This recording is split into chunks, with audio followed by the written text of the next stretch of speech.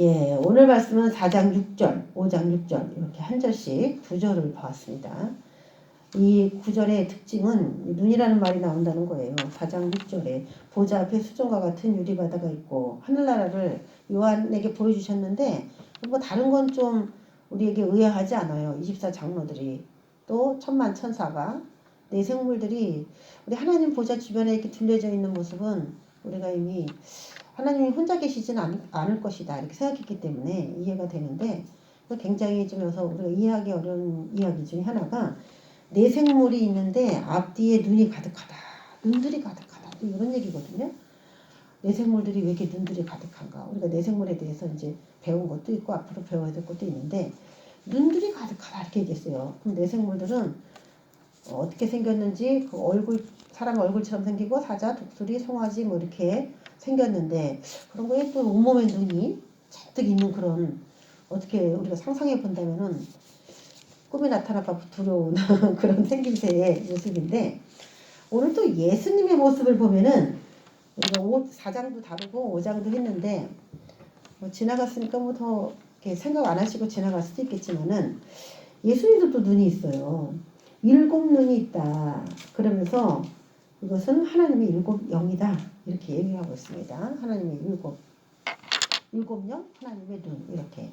그래서 그럼 내 생물이 눈이 가득했다 그랬고 예수님은 7영이고 그러면은 눈들이 더 많은 존재가 더 감찰력이나 투시력이나 세상을 보는 그런 영적 그 견해가 높을 것이다 이렇게 생각을 기본적으로 할 텐데 내 생물들은 눈들이 가득한 존재고 예수님은 7눈이 있으시고 그럼 예수님이 내 생물보다 훨씬 감찰 능력이 떨어지는 것 같지 않습니까?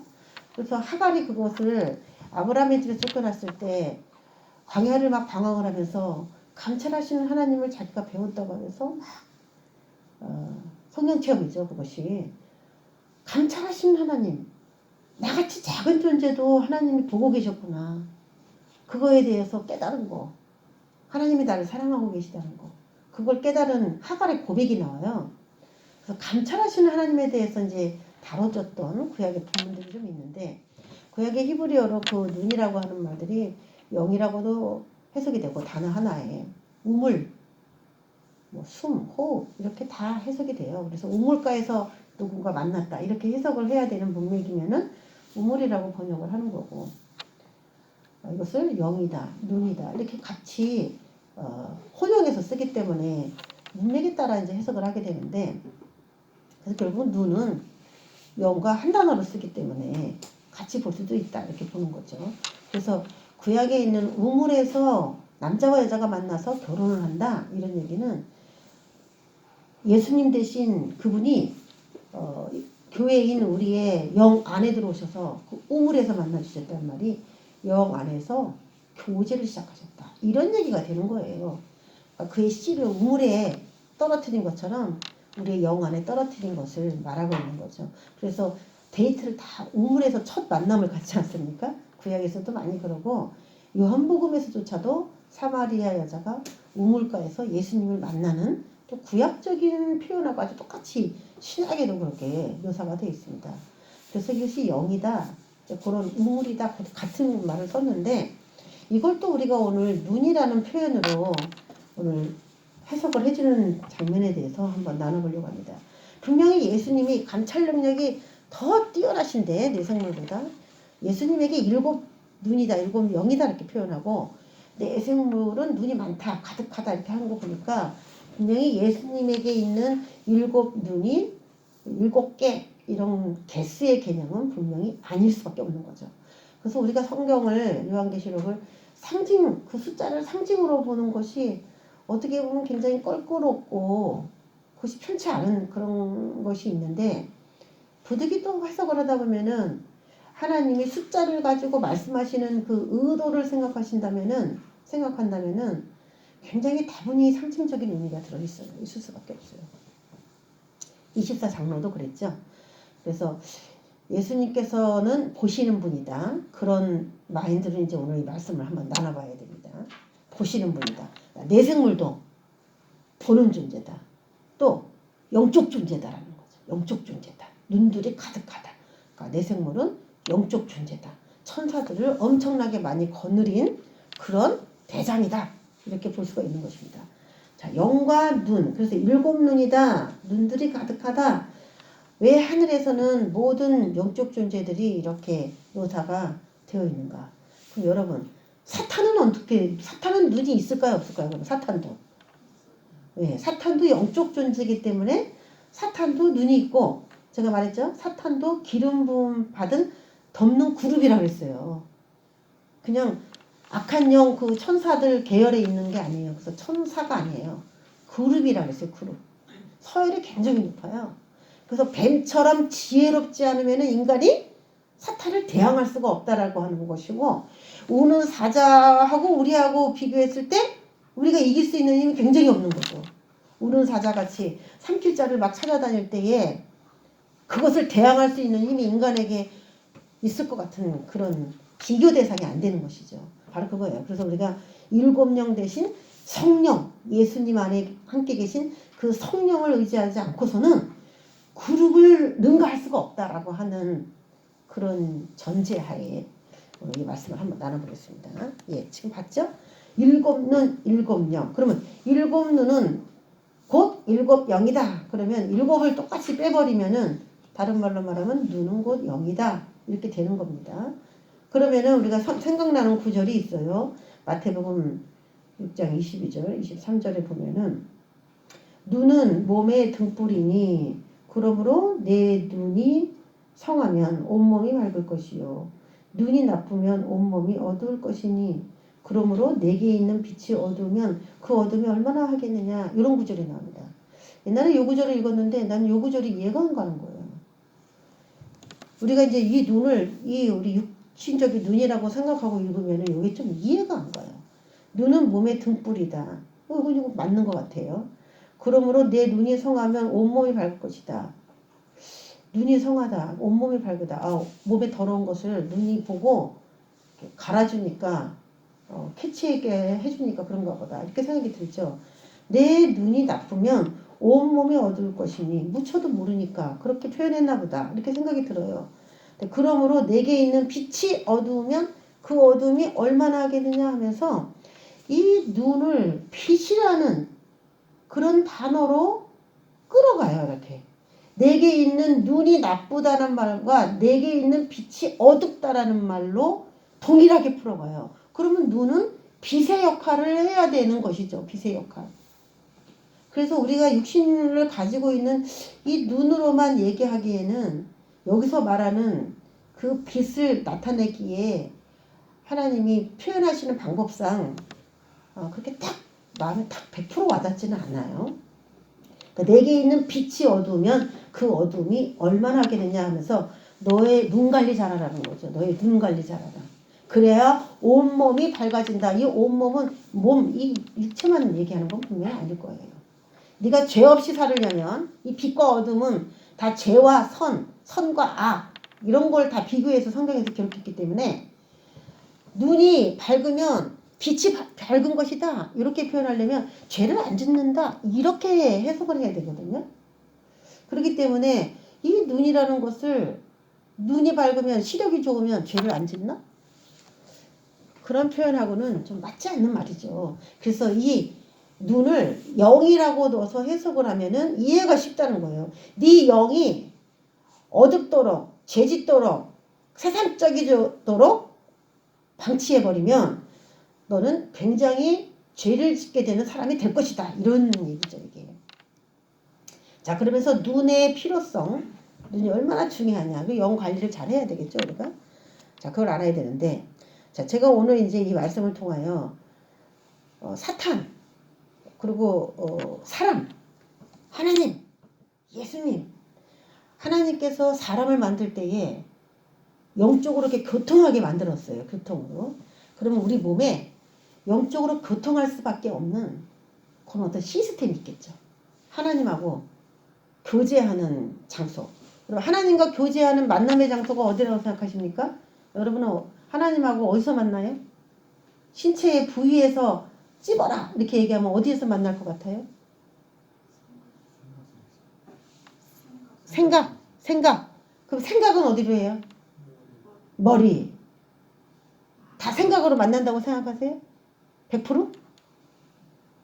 기도하면 어디가 열려요? 물론 생각을 통해서는 만나야 되는데 생각이라면 머리통 전체를 말하잖아요. 그렇죠?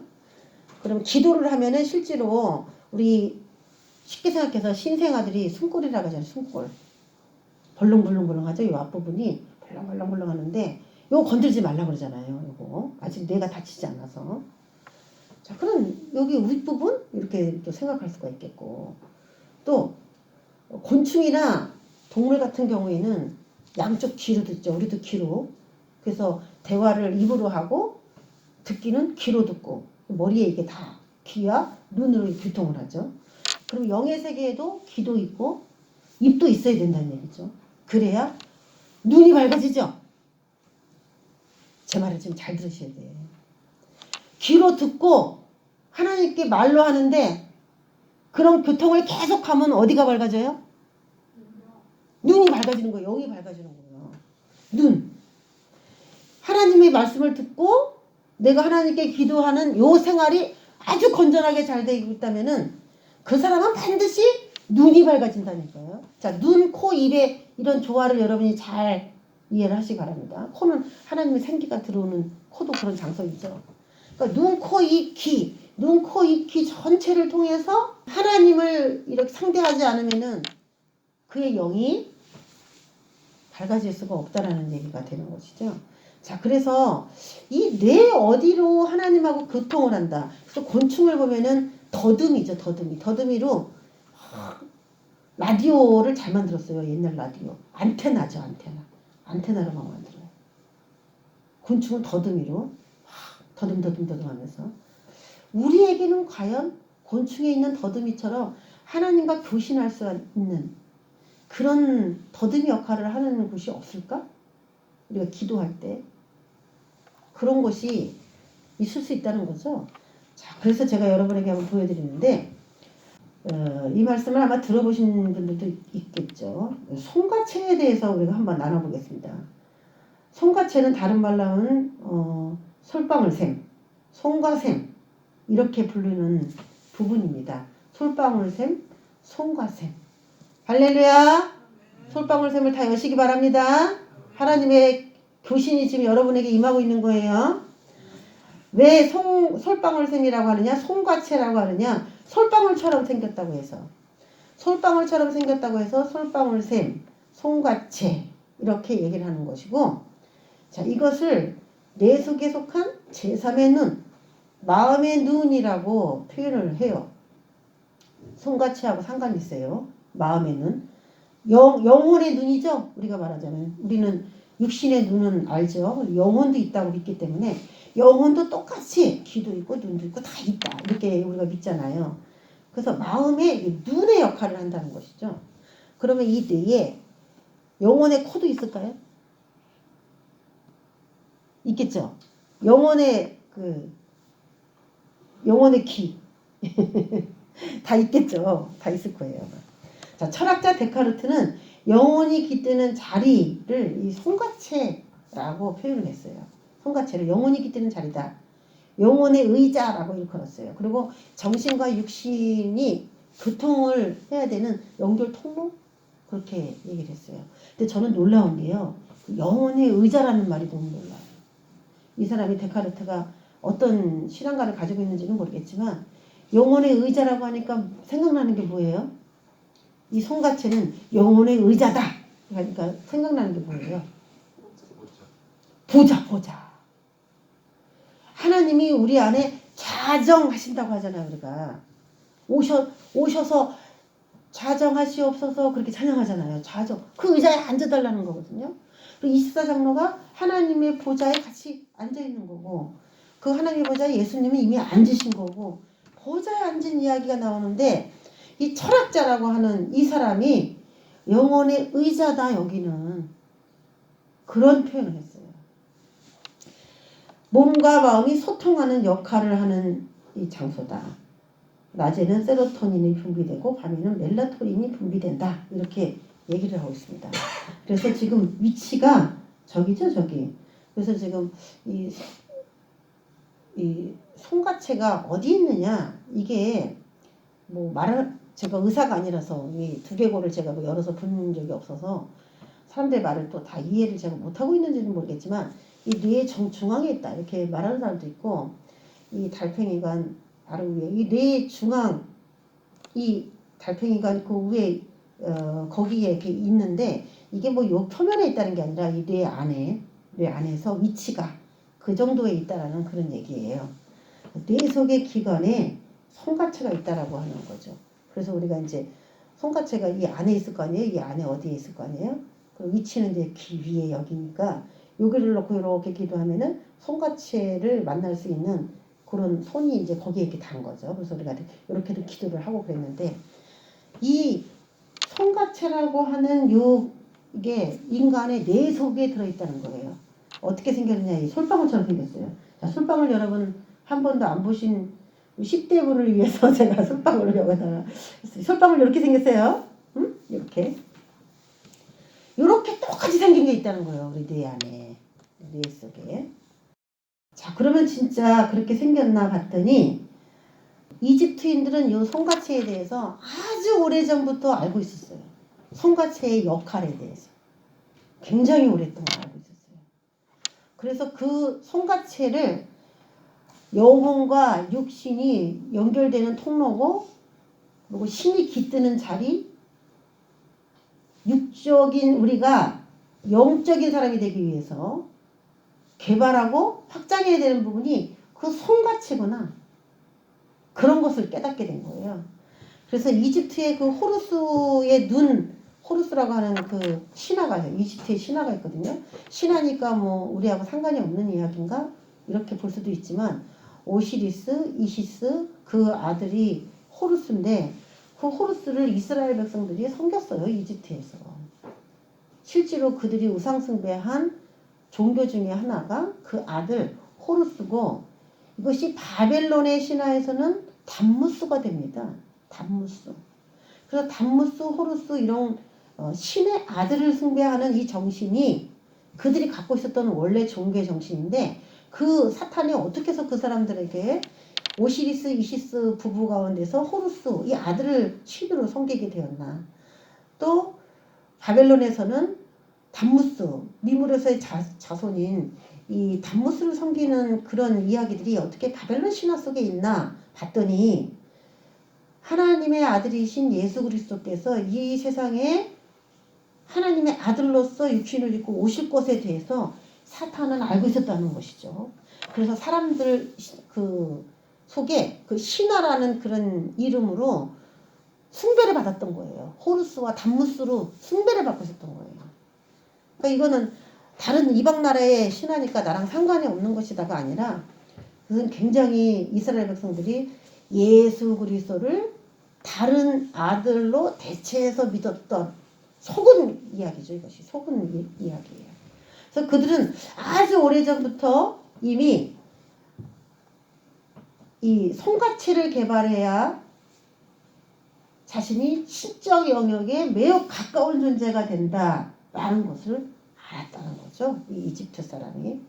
그래서 이집트의 호루스의 눈 모양, 여자들이 거기 그림 있죠? 여자들이 눈화장을 이렇게 합니다. 이집트 여자들이 그쵸? 키메라도 이렇게 눈화장하고 그랬잖아요. 왜 이렇게 눈을 화장을 하려 봤더니 이 모양이 우리 뇌 속에 들어있는 송가체 그 주변의 그림과 아주 똑같다는 사실을 발견해낸 거예요. 그래서 프리메이슨이나 일루미나티가 즐겨 그 심벌을 사용했다는 것이죠.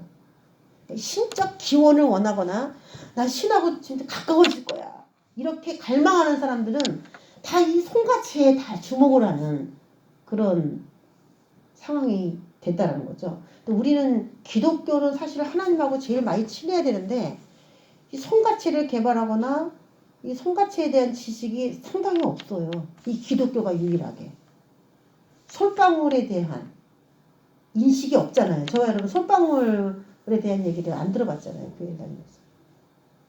하나님이 인간을 만나주는 그 가장 중요한 이런 그래서 이제 예언을 한다든지 환상이 열린다든지 그런 분은 이 송가체가 개발이 잘 된 거예요.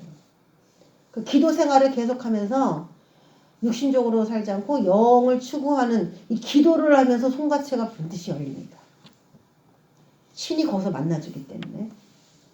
그래서 뇌를 보면은 지금 이집트인들이 왜 이런 눈화장을 했고 이런 것들을 호루스라고 하는 하나님의 아들, 신의 아들의 그 눈 모양으로 이걸 사용했는지 알 수가 있습니다. 불교, 힌두교, 이집트 신화, 그리스 신화, 기독교, 천주교, 이슬람교, 마야 문명 등 거의 모든 문화에서 비밀리에 숭배되고 있었어요. 사실은 이 손가체를 숭배하라고 한 건 아니에요. 이건 숭배 대상이 절대 안 됩니다. 신을 만나는 자리이기 때문에 그걸 개발시켜야 된다. 이 지식이 딱 들어오니까요. 거기에 올인을 한 거예요. 모든 종교가. 절대로 이거는 숭배의 대상이 아니죠. 거기에 어떤 신이 오느냐가 되게 중요한 거예요. 어떤 신하고 거기서 만날 것이냐. 그리고 손가체의 기능이 활성화되면 신들과의 소통이 가능해지고 접촉이 가능해져요. 또 미래가 예견돼요. 이걸 뭐라고 하죠? 우리는 예언이라고 하잖아요. 예언. 미리 앞으로 될 일들이 막 보이죠. 그런 것들. 근데 저는 이게 왜 기독교에서 이 손가체에 대한 인식이 없냐면은 한국교회도 물론 마찬가지인데 예언에 대해서도 믿지 않기 때문에 그래요. 그래서 예언에 대해서도 믿지도 않고 그건 무당이나 하는 짓이라 그러고 뭐 영적인 언어 우리가 방언을 하더라도 뭐 영의 언어다 그래서 우리 방언을 하는데 그것도 받아들이지 않고 영의 것에 대해서 일절 이해하지 않고 살아가기 때문에 기독교에서는 이 손가체가 아주 나쁜 거 무당들이 개발시키는 거 제3의 눈 오 아주 나쁜 거 마음에는 없어 그런 거 없어.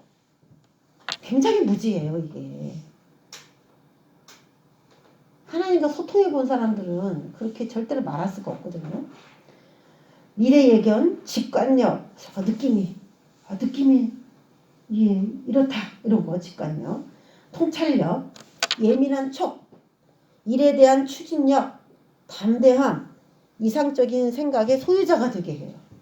그러니까 담대하지 못한 것도 왜 그래요? 손가체의 역할이 떨어져 있기 때문에 그래요. 추진력도 마찬가지예요. 저 사람이 기질인가? 우리 막 기질 가지고만 논하는데 안 그래요. 어떤 신이 손가체에서 어떤 신이 그 사람을 끌어가기 시작하면 만나주고 그 사람의 생각을 탁 잡아버리게 되면은 그 사람이 그쪽으로 막 올인하는 거예요. 밀어붙이는 거예요. 왜? 신이 육신을 끌어다가 사용하는 건 너무 쉽기 때문에. 그런 사람이 아닌데 어떻게 저렇게 됐지? 이렇게 볼 때는 영적인 활동들이 굉장히 많다는 거죠. 그래서 기네스북에 신기록 기네스북에 올라가는 사람들은 그 사람들이 다 자기 힘으로 한 것은 아니라는 것을 알게 돼요. 신적 요소가 가계적으로 역사하기 때문에 그렇게 될 가능성도 굉장히 많습니다. 무조건 다 좋은 거 아니야. 기네스북에 올라간다고 해서 다 좋은 게 아니에요. 자, 그래서 손가체가 활성화되면은 어느 신이 접촉하느냐에 따라 이 사람이 굉장히 무당이 될 수도 있고 하나님의 아들의 경지로 호루스가 이걸 사용했다면 이 손가체가 하나님하고 관계에서 아주 잘 개발이 됐다면 누가 되냐? 하나님의 아들로 인정되는 거죠. 저 여러분도. 하나님의 아들로. 지금도 우리 하나님의 자녀입니다. 그러지만은 사실 뭐 하나님과 소통도 하지 않고 그냥 명분상 자기가 그렇게 믿고 싶으니까 믿는 것이지 하나님하고 상관없이 사는 사람들도 많잖아요. 근데 하나님이 자신에게 그 아들이다 이렇게 얘기해주는 그런 경지까지도 올라갈 수 있다고 하는 건데 그래서 전 세계 종교를 한번 하나하나 이렇게 보자 보면은 이 손가체가 하는 일들을 이미 이해를 하고 그리고 그것을 숭배하는 많은 그런 증거들이 있습니다. 바티칸에 세워진 세계에서 가장 큰 솔방울입니다. 이게 솔방울 정원이에요. 바티칸의 마당에 정원에 이 솔방울 요 모양이 엄청 크게 있어요. 이게 전 세계에서 가장 큰 솔방울입니다. 좀 확대해서 놓으면은 이렇게 돼 있죠. 솔방울. 그리고 건물에 기둥 같은 곳에 솔방울이 주렁주렁 담아있는 그런 모양이 있단 말이에요. 솔방울이 좋은 거예요? 나쁜 거예요? 솔방울이 좋은 거예요, 나쁜 거예요? 나 이렇게 설교를 하고서 항상 두려운 게 이거를 딱 끝나고 난 다음에 어떤 사람이 나한테 눈을 보냈다든지 그게 많더라고. 눈을 보냈다. 아니면 솔방울을 뭐 보냈다 막 이러더라고. 그래서 막 겁을 내는 거야. 솔방울은 좋은 거예요. 그쵸? 좋은 거고 우리가 개발해야 되는 건데 하나님과의 교제에서 개발한다면 이건 좋은 거니까 이걸 받았다 그러면 이거를 두 가지야. 네가 지금 다른 신과의 만남을 갖고 있기 때문에 내가 신기가 불편하다. 이런 하나님의 음성일 수도 있고 아니면 네가 지금 나와 하나님과 잘 소통하고 있다. 송가치에는 나는 얼마나 개발됐습니까? 하나님과의 관계에서 얼마나 개발됐습니까? 이런 것을 여러분이 또 다 물어봐도 돼. 개인적으로 이렇게 말씀 들으면서. 나쁜 것은 아니에요. 좋은 것도 아니에요. 아직 몰라요. 그쵸? 근데 우리는 하나님을 믿으니까 당연히 하나님의 영이 그 자리에 들겠죠. 그런 전제를 이제 보세요.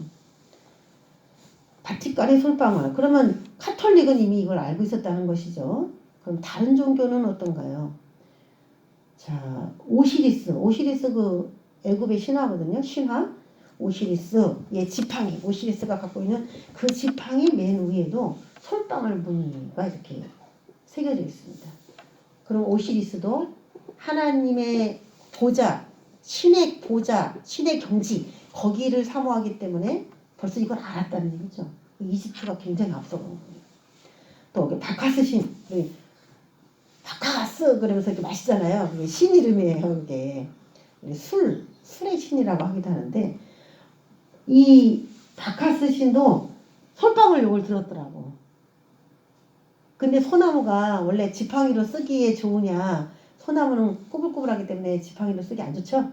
그러니까 나무는 다른 나무로 쓴 것 같고 솔방울을 위에다가 일부러 얹어야만 이런 그림이 나와요.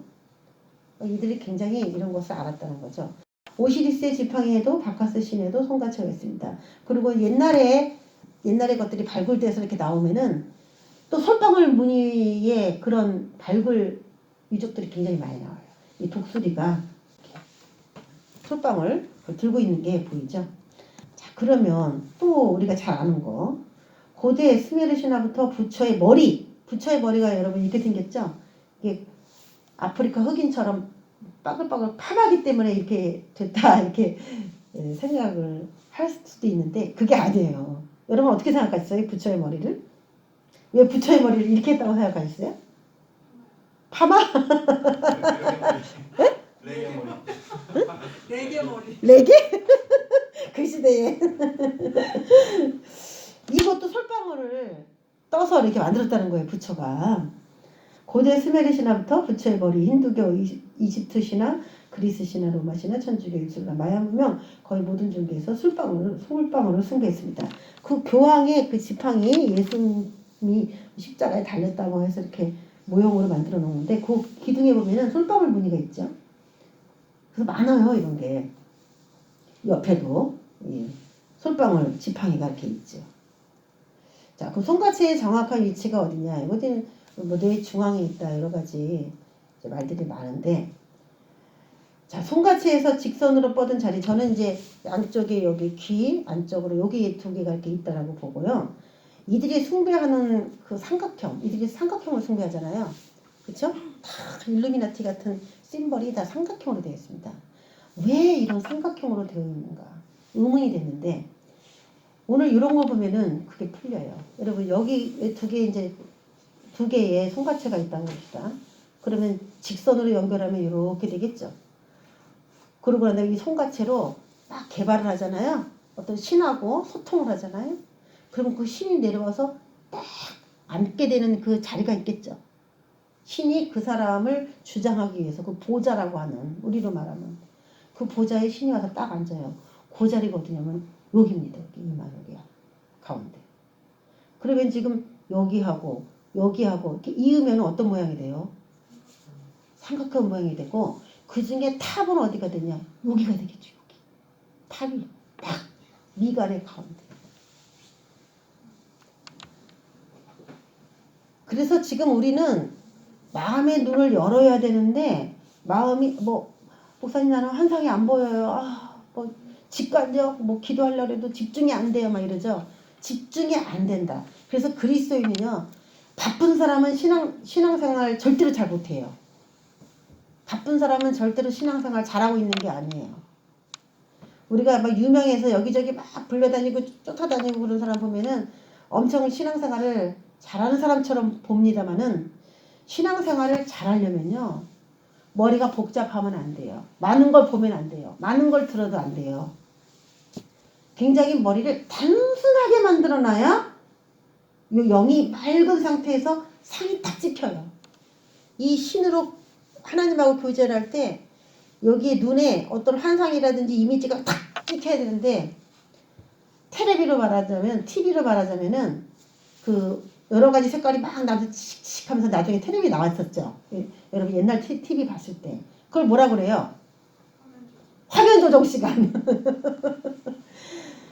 우리가 왜 기도를 해도 환상이 떠오르지 않고 왜 자꾸 어떤 직관이 예지력이 발달하지 못하느냐? 분주해서 그래요. 하나님한테 시간을 따로 하루에 한두 시간이라도 따로 떼어서 드려야지 되는데, 그리고 개발을 해야 되는데 그걸 하지 않기 때문에 기도가 죽으면 신적인 소통 자체가 안 되는 거예요. 바쁘다. 내가 사역이 너무 많다. 바쁘다. 그러기 때문에 더 안 열려요. 물론 자꾸 이렇게 개발을 하면서 사역을 하다 보면은 발달하는 그것도 있겠지만은 분주하다 보면은 막 혼동스러워요. 우리 머리는 그래요. 그 손가치에서 직선으로 뻗은 자리, 여기서 직선으로 이렇게 오다 보면은 뻗은 자리, 여기가 되겠죠. 여기에 자리, 그 신이 여기 앉는다는 거예요. 여러분, 그러면 무슨 생각이 나냐면은 옛날에 그 로버트 태권북이나 뭐 철이, 영이, 그 이렇게 앞에가 뚜껑이 이렇게 열려가지고 두 사람이 이렇게 앉아가지고 로버트를 조정하는 거 보셨죠? 우리 집사님도. 응? 보셨죠? 그게 뭐예요? 짱가예요? 로버트 태권북이? 마징가 제트. 비슷한데 마징가 제트의 딱 그거야. 둘이 여기에 딱 뚜껑이 열려서 머리에 앉아가지고 이 온 거대한 몸을 딱 조절하죠. 그래서 온 몸이 밝을 것이요. 눈이 밝으면 온 몸이 밝을 것이요. 조정을 어디서 하냐? 거기서 하기 때문에 그런 거예요. 그래서 제일 가까운 게 눈이기 때문에, 여기잖아요. 눈이기 때문에 보는 거. 무엇을 보느냐가 우리 영이 굉장히, 그래서 안목의 정욕이 그 굉장히 하나님하고 교통을 방해하는 거죠. 안목의 정욕. 양미간의 중심, 여기가 이제 제사는 눈이라. 그래서 모든 종교가 다 이게 이제 여기에 있는 눈이 열리기를 바래요. 그러면 우리가 정신을 차려라, 깨어라 하는 게 무슨 말인지 알겠습니까? 정신을 차려라, 깨어라, 눈을 떠라. 이게 바로 하나님에 대한 감지력을 잃어버렸으니까 다시 눈을 더 맑게 해, 이런 말이에요. 이걸 개안해라, 이런 뜻이죠. 이 눈을 말하는 거예요. 이 눈을. 마음의 눈을 말하는 거예요. 그래서 모든 종교가 공통적으로 이마 여기다 탁, 그럼 자기 무슨 열망을 갖고 있는 거냐면, 나는 성가체를 활성화하고 신과의 그런 접촉을 통해서 눈이 밝아지기를 원한다. 아니면 성자들 자신들이 추종하는 그런 사람들은 다 이마에 뭐가 있어요. 그 사람은 눈을 뜬 사람, 개안된 사람, 어떤 신이 그 사람을 사로잡아서 신의 아들이 된 사람, 그런 사람을 말한다는 거예요. 그래서 종교마다 다 이게 있어요. 그래서 이게 눈이 시력이 2.0인 사람도 있고 시력이 1.5인 사람도 있는 것처럼, 이것도 많이 개안된 사람이 있고 조금 개안되다 많은 사람도 있다는 거죠. 근데 우리가 참 이게 중요한 게, 태어날 때는 이게 무작위로 열려 있대요. 이게.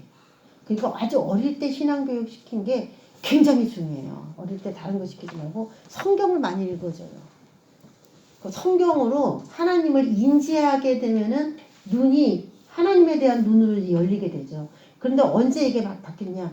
10대가 끝나가고 이제 20대로 접어들어가면서 이 눈이 서서히 다친다고 합니다. 그러니까 10대까지 20살이 되기 그 전에 청소년기에 신을 가르쳐주면은 그 신이 평생 간다는 거잖아요. 그 아이들에게.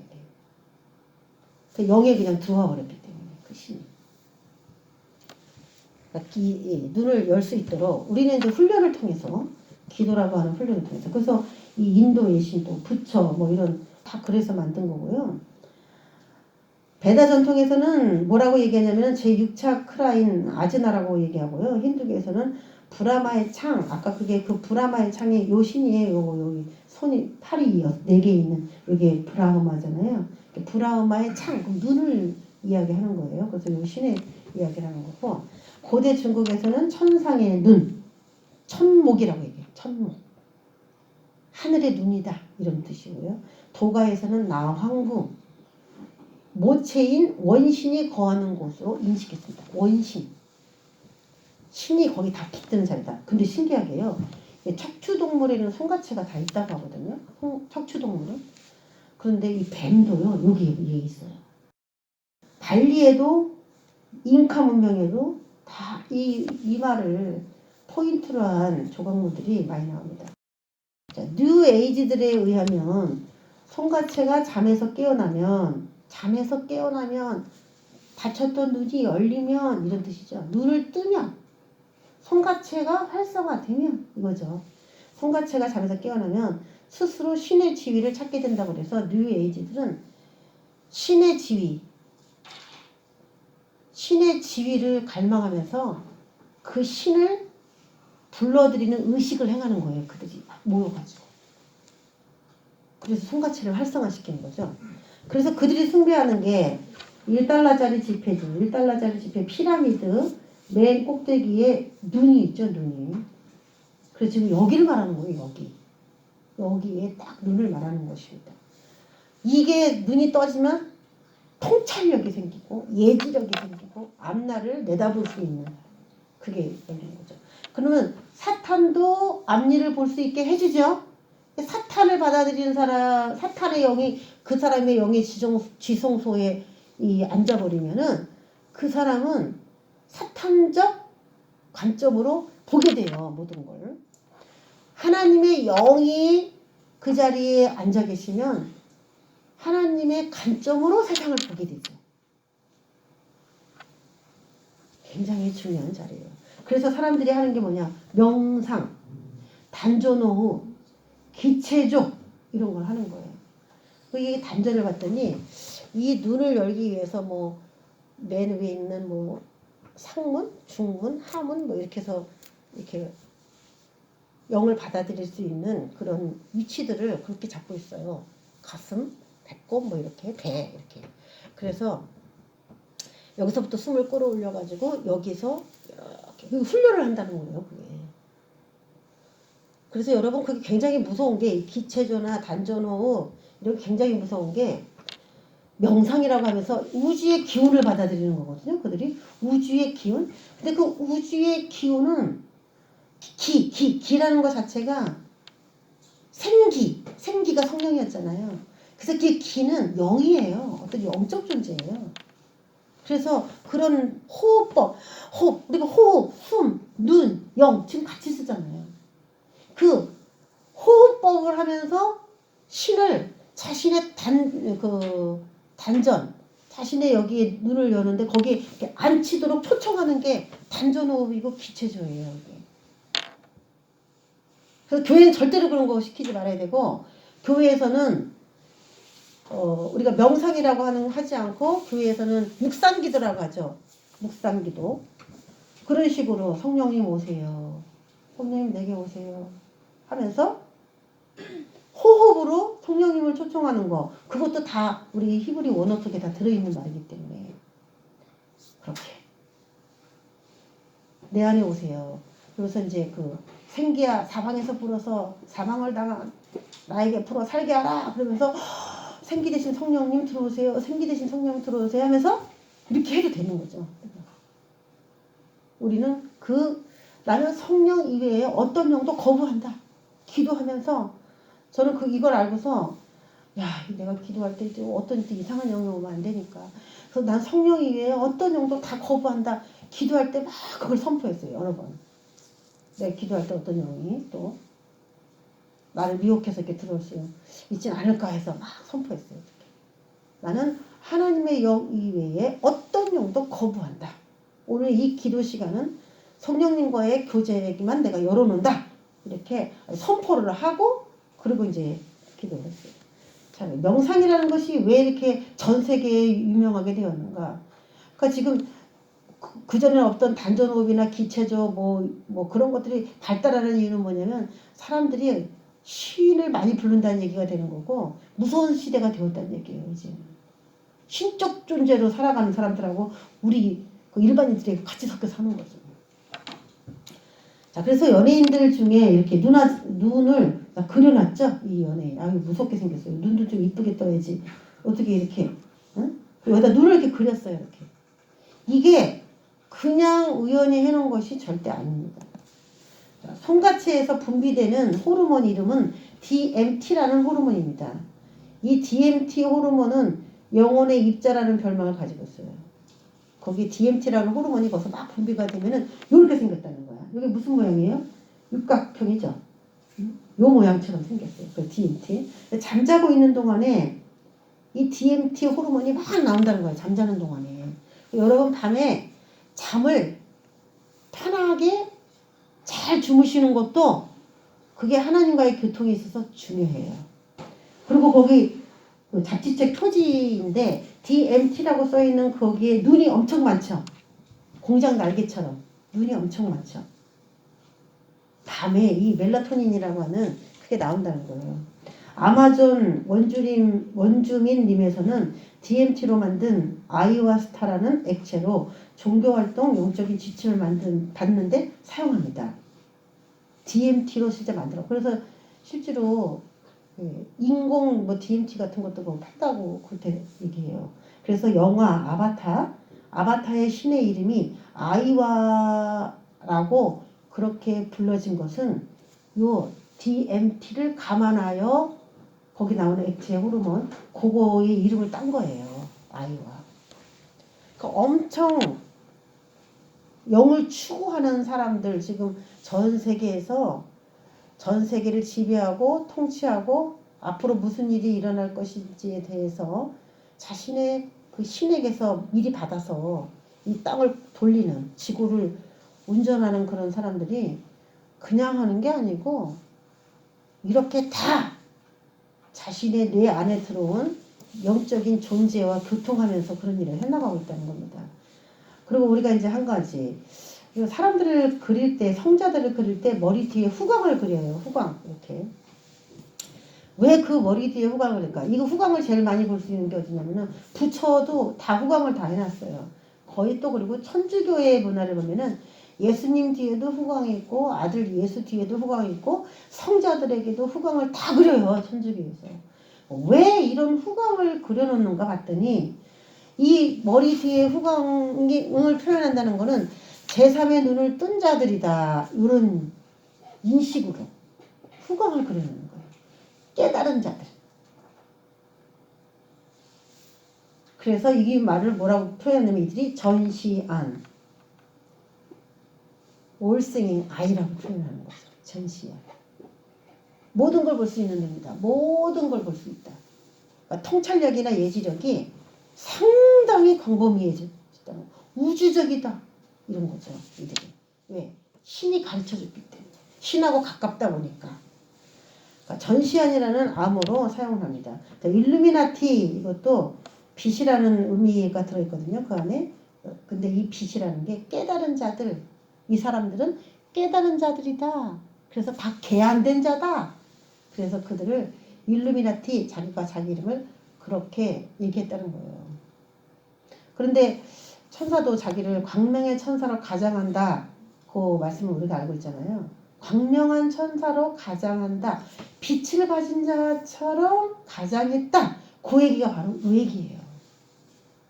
그 빛은 가짜다. 하나님께로 온 깨달음이 아니다. 빛처럼 보이는 가짜 빛이죠. 그래서 부처의 뒤에도 후광이 마리아의 뒤에도 후광이, 예수의 뒤에도 후광이, 12제자가 만찬 나누는 거거든요. 예수님과 12제자가 만찬을 나누는 12제자의 머리 뒤에도 후광을 저렇게 다 그려놓고, 요즘에 연예인들이 참, 우리가 이렇게 연예인들이 화장을 하거나 이렇게 뭔가 컨셉을 이런 식으로 갖고 오면은 우연이겠지 이렇게 생각하는데요. 이 사람들은 100% 사탄 마귀를 추종하는 추종 세력들이에요. 머리에다가 이렇게 딱 장식한 게 이 후광을 상징한 겁니다. 제가 많은 사진이 있는데 읽어만 오겠어요. 다음 시간에도 얼마나 많은 문화 속에 이 전시한 자기는 신과의 접촉을 해서 완전한 사람으로 됐다라고 스스로 나는 그렇게 그쪽으로 갈 거야. 그런 소망을 가지고 그들이 준비를 하고 있는지에 대해서 한번 더 한 타임을 더 나눠보겠습니다. 자, 성가체에서 분비되는 멜라토닌 이것에 대해서 우리 한번 나눠볼게요.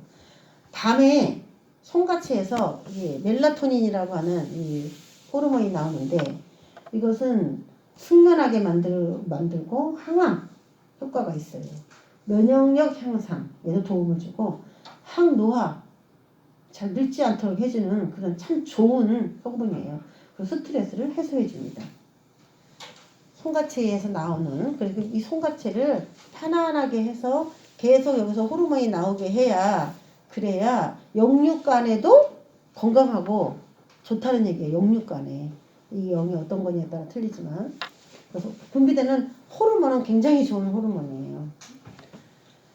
눈을 개안시킬 수 있는 역할도 하는 그런 자리이기도 하고 자리이기도 하고 또 몸에다가 좋은 호르몬을 내보내는 아주 그런 중요한 역할을 하는 그런 기관이 송가체인데 송가체의 기능을 봉쇄하고 폐쇄시켜야만 전 세계를 자신이 원하는 대로 사람들을 끌어갈 수 있다라고 생각한 사람들이 있다는 거예요. 사람들이 송가체가 제대로 활성화돼서 어떤 신하고 접촉을 하게 되면은 안 된다는 거죠.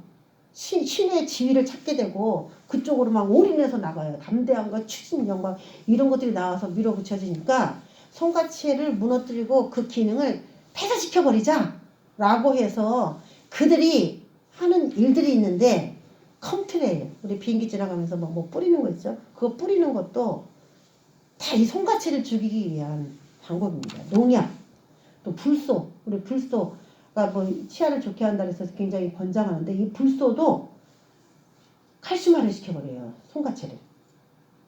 그래서 불소도 일부러 수돗물에다 넣어가지고 사용하게끔 만든다는 거죠. 이들이. 그러니까 그들이 정치적으로 이용하는 모든 것들이 우리는 그냥 우리를 위해서 해주나 보다 이렇게 생각하는데 그게 아니에요.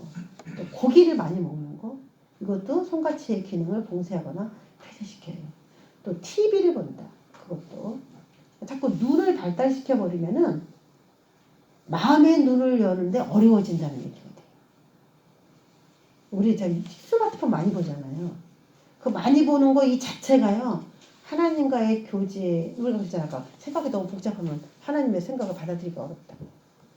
그 TV 문화인데 지금 TV보다 스마트폰을 너무 많이 보는데 하루 종일 보는 그 스마트폰이 하나님과의 교제를 상당히 힘들게 하고 교신을 하는데 송가체의 활동을 억제시켜요. GMO 알죠? 유전자 변형된 것들 막 이런 거. 음식 속 각종 화학 첨가물, 음식 속의 해로운 파장, 음식에다 막 그 마음을 힘들게 하고 깨트리는 그런 아주 파장을 넣어서 만드는 거. 일부 의약품, 약을 너무 신봉해서 약을 많이 먹는 거 그것도 문제가 있습니다. 그리고 송가체를 폐쇄시키는 우리 습관을 보자면은 불 켜고 잠자는 습관이에요. 숙면, 아까 숙면의 역할을 한다 그랬잖아요. 그 숙면을 깜깜하면서 그리고 어두울 때 이 멜라토닌이 엄청 많이 나온대요. 어두울 때. 그런데 빛이 있으면은 이것이 분비가 덜 돼요. 그러니까 숙면도 안 될 뿐만 아니라 송가체를 억제하고 힘들게 할 수 있어요. 그래서 불 켜고 잠자는 습관, 어두워야만 멜라토닌이 만들어진다는 거죠. 그래서 밤에 두려울까봐 뭐 아이들 옆에 뭐 불도 켜놓고 그러는데 이왕이면 아이들을 위해서도 다 꺼주는 게 좋죠. 카페인과 음주, 멜라토닌을 절반 가까이 감소시킨다. 이런 이론이 있고요. 이거 외에도 뭐 엄청 많은데 편하게 몇 가지만. 전자파, 자기 전 스마트폰을 보거나 스마트폰을 머리 위에 두고 자거나. 우린 지금 막 집 안에 전자파가 너무나 많죠. 다 전자파죠. 깔고 자는 그런 것까지 다. 그 모든 것들이 문명화돼버린 모든 것들이 다 송가치의 기능을 상실시키는 역할을 많이 한다는 것입니다. 그래서 하나님을 믿고 이제는 무엇인가 신적 영역으로 나아가는 데 있어서 다 차단해버린 거예요. 그래서 누군가가 사탄이 이렇게 살아 그러면 사람들이 그냥 맹목적으로 신에 대한 이런 모든 감각을 다 잃어버렸기 때문에 말한 대로 그냥 듣는 거예요. 그냥 따라가는 거예요. 시키면 시키는 대로. 노예화, 인간의 노예화가 가능해진 겁니다. 이 스마트폰의 역할도 그렇다는 거죠. 인간의 노예화.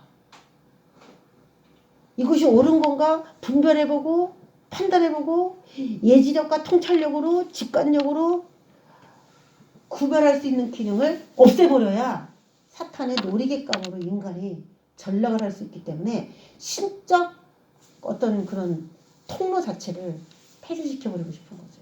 이 문화 가운데 우리가 살아가고 있는 것입니다. 굉장히 무서운 전략이죠. 입술 전략이. 자, 그래서 우리 뇌를 얼마나 사랑해줘야 되고 가꿔줘야 되는가. 우리 뇌를 중심으로 먹는 거, 우리 자는 거, 기본적인 습관들만 다 점검을 해더라도 좋겠고, 더 나아가서는 하나님과의 교제, 교통으로 더 우리 마음의 눈을 열어서 시대가 미래가 어떻게 될 것인지 미리 통찰력으로 예지력으로 내다보고 깨어 준비하고 마지막 시대에 그렇게 할 수 있는 사람이 진짜 있느냐라고 봤을 때 앞으로 이렇게 쭉 가면요 우리 진짜 다음 세대들 과연 하나님에 대한 인지도를 가지고 살아갈 자식들이 있을까라는 생각이 드는 위협적인 시대에 우리가 살아가고 있습니다. 자, 저와 여러분 그래서 한마디로 말하면 기도하세요. 아멘. 기도하시기 바랍니다. 나를 위해서 기도하세요. 그냥 누가 시키는 대로 따라가려면 그냥 따라가. 그렇게라도 하려면 해. 근데 그렇게 하기 싫고 나는 나의 주관적인 관점에서 하나님의 주시는 메시지 그런 걸 받아들이면서 올바른 선택을 하고 살아가겠다라고 마음을 잡수셨다면 반드시 저와 여러분은 기도해야 됩니다. 자, 기도하겠습니다. 하나님 아버지, 이 세상이 무섭고 우리가 알고 있는 것보다 더 위협적입니다. 전 세계 세상 임금이라고 하는 임금들이 국민을 사로잡는 여러 가지 방법들 가운데 사탄의 전략들이 들어있었습니다. 하나님 아버지, 우리가 믿을 수 있고 따를 수 있는 왕은 오로지 만왕의 왕 대신 일곱 눈의 영, 우리 예수 그리스도입니다. 우리가 세상의 모든 것들을 인하여 눈이 닫혀지지 않도록 눈이 열어지는 그런 은혜 가운데서 있기를 원합니다. 감사를 드렸고 예수 그리스도의 이름으로 기도합니다.